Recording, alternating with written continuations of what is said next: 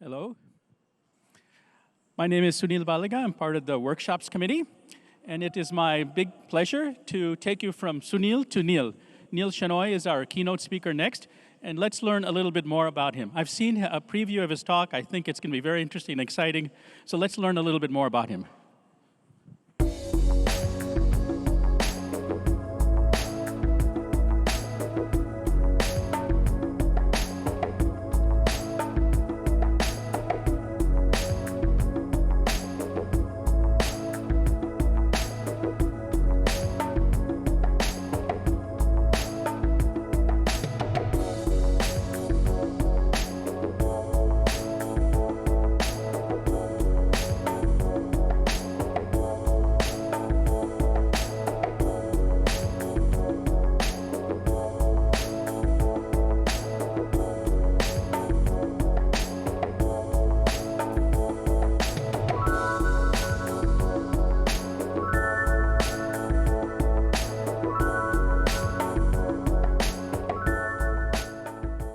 So let's, without any further ado, ladies and gentlemen, let me introduce you to Neal Shenoy.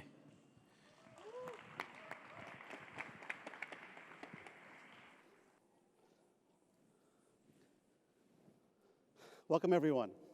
Thank you for the opportunity to be able to share a few words with you and to address you. It's a true honor. I've had the pleasure in my career to be able to address colleges like Columbia University, corporations like Condé Nast, and one of the things that I attribute to a lot of my success and luck we'll be talking about today, and that is the power of storytelling and the importance of stories, something that we are all innately gifted at, but oftentimes don't spend as much time being able to cultivate. So as I like to say, I have been telling stories for as long as people were willing to listen to me, and I appreciate the opportunity for you all to listen for a few moments as well. I also appreciate that I'm standing between us and lunch, so I'll try to be as both brief and entertaining as possible. So, like many of us, my story began in the suburbs of New Jersey in the 70s. And the first chapter of my story, in my mind, was a pretty amazing one, a wonderful one. I was the firstborn. That means I received all of the food and the gifts and the love and the attention. And then there was a second chapter, which was one where a villain was introduced who I had to share my food and my gifts and my love with, and that's my baby sister. And in truth, she's not a villain. She's actually more of a sidekick. We actually work very closely together, and I had very fond memories of growing up, again, within a Konkani household for many, many years. Now, early in that career, or early in that chapter, I did stumble upon my oldest and dearest friend, Vinod Bhatt, fellow Konkani. In fact, his father was honored yesterday with an award, Vasant Bhatt, for Khabar, and his father-in-law, Gopal Bhandarkar, was also received an award. So he's like Konkani royalty, Vinod is. But growing up, our parents would tell us a story that in the first few months after we were born, we'd be attending various events, and like most babies do, we would cry until we saw each other, and then we would stop crying. Now, one would argue that maybe had to do with hunger or passing gas, but the way they tell the story is obviously a much more elegant form of that. But Vin and I knew at a very young age that we intended to start companies together as lifelong partners, and that was part of the story of how all of this sort of came to pass. Now, to do that, to be a business partner and to create companies, I knew that I had to get really good at telling stories, and mostly true stories. And so what I would do is, with every opportunity I had to be able to run for office or take a leadership opportunity, I did that. And I'll start with the first position that I ran for. In 7th grade, I ran for the vice president of my middle school. And I was the only 7th grader that ran in a sea of 8th graders, and I was very concerned that I did not want to come across as if I was too full of myself or too arrogant. So I got up there and I said, if I lose this election, which was more than likely, that the only thing I would have truly lost is my time and the effort I spent using paper and pencil to write this speech, but not to worry because my father actually owned a pencil factory. The fact of the matter is he's a mechanical engineer. He's not an owner of a pencil factory. I lost that election, but it was where I was first bitten with this notion of telling stories and hopefully becoming a leader. And shortly thereafter, I would become, as an example, president of my high school, governor of a national organization called the Junior State, which is pictured here, and ultimately would become the second best debater in the country my senior year. And that led me to my alma mater, thank you. That led me to my alma mater in Washington, D.C., a university called Georgetown University, and attendance at the Edmund A. Walsh School of Foreign Service, which is famously known as a factory for both politicians and leaders. And among our most famous alumni is William Jefferson Clinton, our former president, and to follow in his footsteps, I decided to run and became the president of the School of Foreign Service student body. But that was not without controversy, because my junior year, with a lot of ambition, I decided instead to run for the president of the entire student body. And we had a very simple strategy. We assumed that if we went dorm to dorm and canvassed as many students as possible and had them join our campaign, that with 200 people on our campaign staff, if all they did was to tell their friend and their roommate to vote for us, we would win the election. The problem with that is that if you're going to convene 200 college students, you have to provide either beer or pizza. And so we decided pizza. And I remember having a conversation with my campaign manager, who went on to become a very famous Democratic political operative, and I said, are you sure it is okay to serve pizza at these campaign rallies, or is that considered a bribe? He said, oh no, of course, I checked this out with the Election Commission. It is entirely fair to do that. And 7 days later, we were disqualified. Now, the silver lining in that story is that because of the story and because of the movement that we had created, the first time in Georgetown's history, 2 candidates that were written in from our campaign actually were elected as president and vice president of the school in the largest election in that school's history, which again talks about the power of narrative. Now, upon graduating from Georgetown, after a very brief stint on Wall Street, Vin and I created one of the first companies in furtherance of our goal, and that company became Saavn, one of the first music streaming apps in all of India. Now, storytelling was very, very important here, because some would say that we are the last 2 people in the world in a population of 1 billion Indian people that should have created Saavn. Why? We didn't speak Hindi, we hadn't done business in India, we had actually no relationships with the music and film industry in either the US and India, and frankly, we were more interested in rap music than we were in Bollywood. But nevertheless, we proceeded. As a sidebar, it's very hard explaining what you do in digital entrepreneurship to your parents, different generation. I remember the day that Saavn was launched. I went home to New Jersey. I told Mom and Dad, pick a song, any song, the most obscure song possible from the 1950s and 60s when you grow up. And they gave me the name, and we popped into Saavn, and it played. And that was a wonderful moment in terms of validating that we could do something in furtherance of our community and our culture. Well, soon after, the Ambanis took notice of the Saavn story, and ultimately, as was mentioned, we were fortunate to sell the business about 4 years ago in a $1 billion plus transaction, creating the largest music streaming platform in the world. Today, it's about 150 million consumers, so 1 out of roughly 8 Indians, 1 out of every 12 Indians in the world have used or continue to use Saavn, which is a nice testament to the power of belief. It's not a surprise that today I serve as CEO and co-founder of a platform really focusing on storytelling for young children. and this is a company called BEGiN. Hopefully a future keynote will talk about the importance of early childhood and the first 5 years of education and how that is the most pivotal time in a child's development. And in running this company, which was named by Fast Company as one of the 10 most innovative companies in the world for education, we've been fortunate to get the support and investment from Sesame Street and Lego and Gymboree and Fisher-Price and others as well. So most importantly, beyond working, I spend my time with my 11-year-old godson, Sebi, or Sebastian. He actually flew all the way out here to be able to listen to the speech. He is half Punjabi, half French. We don't hold that against him, although attending this, he now wants to become half Konkani as well. So we consider him an honorary Konkani. But today is not about me, thankfully. That would not make for a great keynote. Today is about you, the heroes, as we'll talk about, in this hope to be able to create great storytellers. My hope for you is that I inspire you to become exceptional storytellers in the next roughly 15 minutes or so.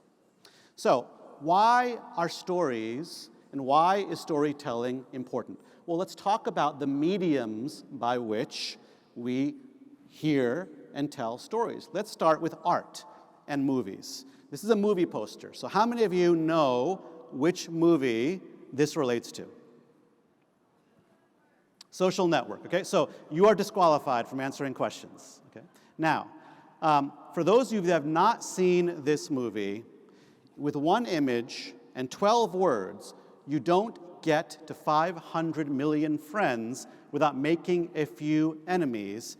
What does that evoke? What do you think the movie is about in terms of adjectives or words? What would that be? Intrigue, business, politics, tension, maybe some good and some bad as a function of that. So in a very short amount of narrative, you're able to convey or learn a tremendous amount of information about what this movie is going to entail. Now, let's talk about photography. How many people know what this is a photograph of? Tiananmen Square. Okay. And with no words in this photograph, this evokes emotion and feeling. So what are the words that come to mind? What are the feelings that come to mind when you see this picture? Courage, bravery, fear, dictatorship, right? Oppression. Again, no words, and yet powerful feelings are conjured when you look at this. And finally, the most prevalent form of storytelling, something that we're exposed to hundreds of times a day, ads and advertisement. This, of course, is an advertisement for Apple, featuring Gandhi, and their tagline, "Think Different." And again, in a very short amount of text and imagery, they're able to communicate a stand for what they believe in, which is to think differently, to defy the status quo. So the importance of storytelling is that stories enable us to communicate complex information in a complex world in a way that is relatable, credible, and easily shared. Relatable meaning understood, credible meaning believable, and easily shared meaning able to be communicated. Now, this is important because in my world of entrepreneurship and venture development, people don't tend to invest in a business, they invest in the story of a business. Because the smart investors know that there's no amount of time they could spend to possibly understand the hundreds of decisions that have to be made by an entrepreneur and their team every single day. Instead, they invest in the businesses that connect to their hearts, their minds, and their soul. And by the way, we are all natural and gifted storytellers. We don't tend to date the person, we date the idea of that person. And so for those of us that have gotten an arranged marriage, you loved the idea of that spouse's story. And then reality set in, but you liked that story. You were told a story about the family, the upbringing, and potentially that future of that individual. So what makes a great story? There is a very famous American author writer named Joseph Campbell, professor. And he talked about religion and mythology. And what he talks about is something called the hero's journey. And the hero's journey has three components: a likable hero who has a desire, a need, a roadblock and some reluctance to that challenge, and ultimately the hero emerges transformed. Okay? And this is true of almost every great story. Think of the Bible, think of the Gita or Mahabharata, and think of Star Wars, right? Every story has this architecture. Oops, sorry. Forward. So how many of you remember this movie, which is a movie that I grew up with in the 80s? Karate Kid. Now, Karate Kid is about Daniel-san, the student, and Mr. Miyagi, who is the mentor. Now, in this movie, again, going back to Joseph Campbell's hero's journey, Daniel-san is in an ordinary world, a mundane world. And there's a call to adventure, a call for him to be a winner, to get the girl. But he's a reluctant hero. There are obstacles there, and he has the guidance of a mentor, in this case, Mr. Miyagi, and at the end of the movie, that hero is transformed. Now, what we forget is that in every good story, despite we being the storyteller, despite us having a stage or an audience or having people whose attention we're able to cultivate, we are not the hero of the story. The audience is the hero of the story, and our job is to show the audience, the hero, what is possible and how to achieve it. That is our goal. So how do we construct good stories? Well, what we've told is that every good story has a beginning, a middle, and an end. But that is too simplistic, so let's go one step further. There's a wonderful TED Talk by an author, CEO named Nancy Duarte. I highly recommend, it's 15 minutes, it's a TED Talk that you indulge. And what she talks about is there's a secret structure or pattern to storytelling. If you go to any speech, if you go to any wonderful storyteller or politician and you listen to their speeches, what you'll notice is they talk about the status quo and the ordinary world, and they talk about the future and the extraordinary, and they alternate between those two almost in rhythm and through a cadence. And this is absolutely true. If you look at the most famous speech, I would say, in all of American politics or impact, it's Martin Luther King Jr.'s I Have a Dream speech. And in that speech, what he talks about is a status quo where his children are being judged by the color of their skin. But he describes a future world where ideally his children will be judged by the character of their content, or the content of their character, rather. And so what he does is he alternates between this present state and this future state beautifully and poetically, and he takes you along that journey. Let's talk about one of the most masterful storytellers just a few miles up in Cupertino, Steve Jobs. When Steve Jobs was introducing the iPhone, he described a world in which phones were most known for communication. The mundane world, the status quo, that's where we are today. And imagine a world, Steve said, where phones would not just be about communication, they would be about connection, about community, about creativity. And that is the world that we live in today. So going back to Nancy Duarte's structure, our job is not only to be able to straddle the status quo and the future that we want to go to, we have to overcome the obstacles, the reluctance, the fear, the credibility that exists where audiences don't necessarily believe they can get to that future. So how do we do that? Well, Aristotle, the great Greek philosopher, gives us a clue. He talks about the principles of rhetoric or composition or persuasion. And he has three rhetorical devices: pathos, which is empathy, ethos, which is credibility, and logos, which is logic. Whether we know it or not, we all use these devices every day, or these are devices that are used on us. When someone says the consequence, the impact for example, of not acting on climate change is the following. They're using pathos or empathy. They're getting you to feel. When they talk about a study in the New England Journal of Medicine, or 9 out of 10 doctors recommend, or 4 out of 5 dentists use, they're using ethos or credibility. And when they talk about data and analytics, data shows that happiness is correlated to X, they're using logos or logic. Now the thing is that when we tend to tell stories, we are so excited to talk about our credentials, our qualifications, and this brilliant plan that we've put together that we don't focus on the thing that the audience cares the most, which is pathos, feeling, empathy. So going back to Nancy Duarte's structure here, when you are alternating between the status quo, the ordinary, and the future, that is pathos. That's painting a vision. That's getting people to care. And to close that credibility gap, you want to be able to use, again, ethos, and trust, and qualifications, and logos as a plan. So why does this work biologically?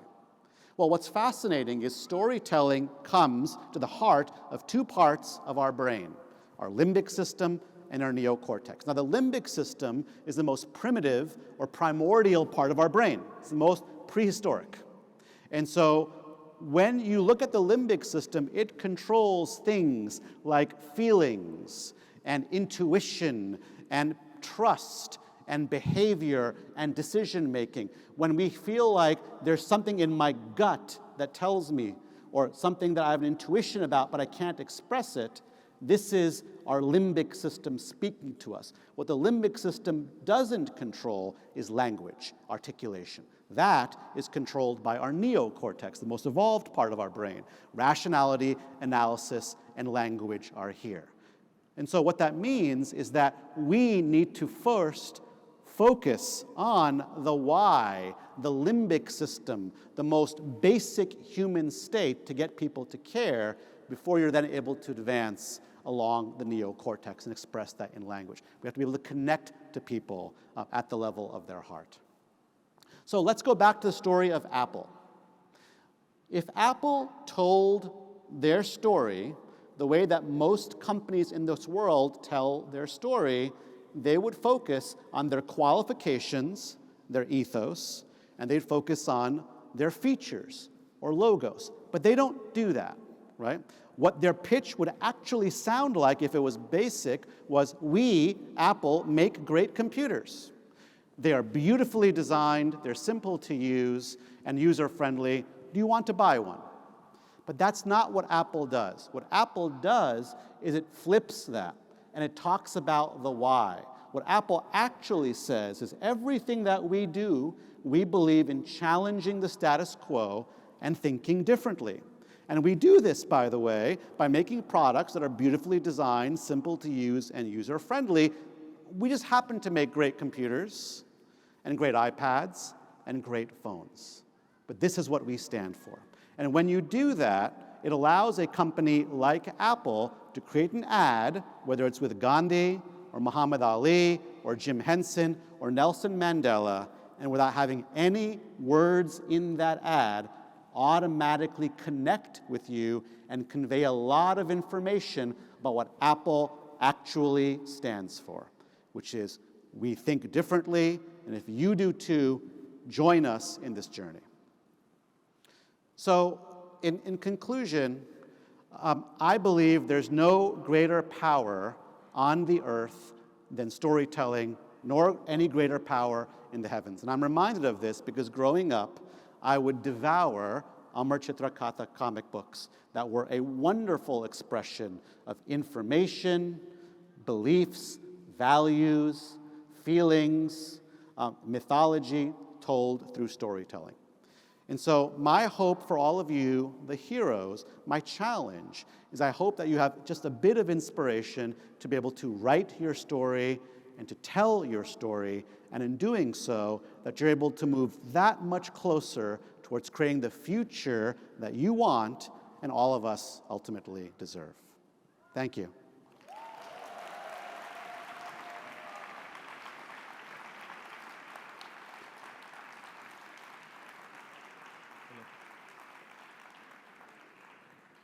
Hello.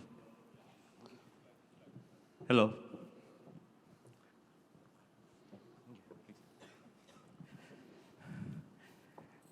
Thank you, Neal, for taking time off from your extremely busy schedule and joining us today. We are, as Konkanis, again, we are very proud of your achievements, and thank you so much for providing great insights into storytelling and impressing upon your audience no matter what your field is. I think we learned a lot today. Thank you. And we know you are the recipient of the Award of Excellence for Entrepreneurship just a couple of hours earlier here, but we still want to give you a small token of gift. Oh, thank you. You're very kind. Thank you so much. Thank you. And again, thank you so much for coming, and wonderful day. Okay, thank Bye. you. I appreciate it. Thank you.